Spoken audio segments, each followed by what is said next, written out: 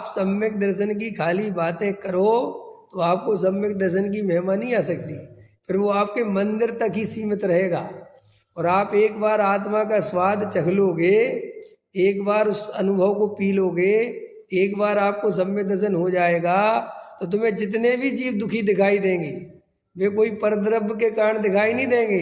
तुम्हारे अंदर ये भाव वासन होगा कि काश से अपनी आत्मा के बारे में पता चल जाता, ये सुखी हो जाता।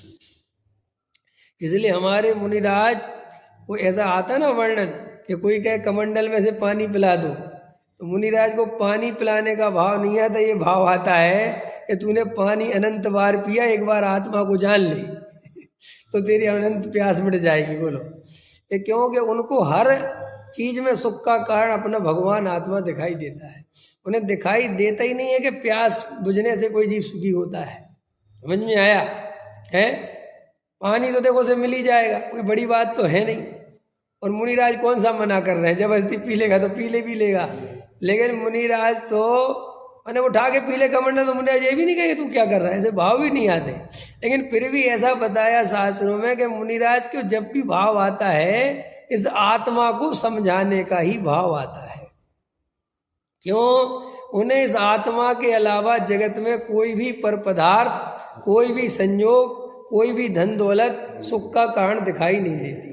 इसलिए कोई मुनिराज के पास जावे भी और मुनिराज से ऐसा कहे कि मेरे घर में बहुत दरिद्रता है, मेरे घर में मेरी जवान बेटी है, मेरा बेटा है, मेरी पत्नी है, मैं बहुत परेशान हूँ, मेरे को कोई मंत्र दे दो, कोई पैसा कमाने की माला फेरना सिखा दो, क्या करूँ, कुछ ग्रह निकलवा दो। तो मुनिराज को ऐसे भाव नहीं आते कि चल मैं तुझे ऐसा मंत्र देता हूँ।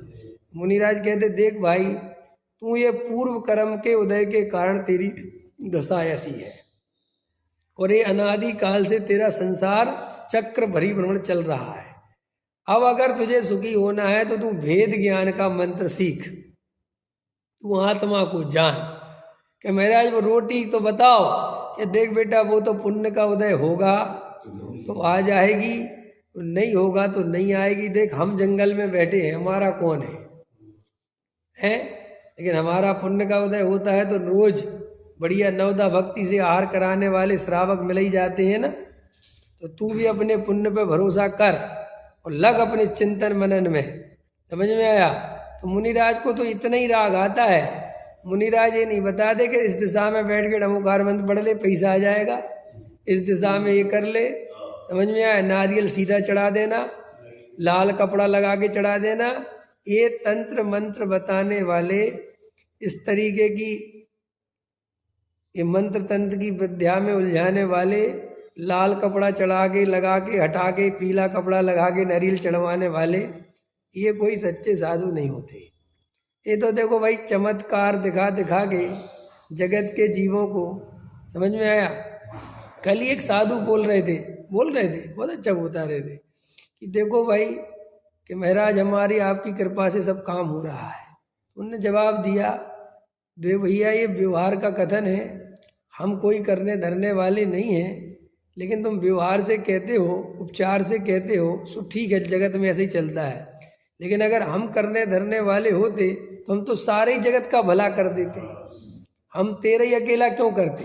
4 आदमी और भी तो परेशान है बेचारे। और देख कल तेरे ही सामने 50 आदमी आए थे ना, लेकिन एक का काम बना और 49 का नहीं बना। तो क्या हमारी 49 से दुश्मनी थी क्या?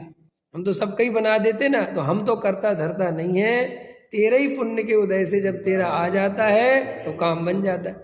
सच में देखो ये बेकार की बातें हैं, लोगों को समझ में नहीं आती हैं।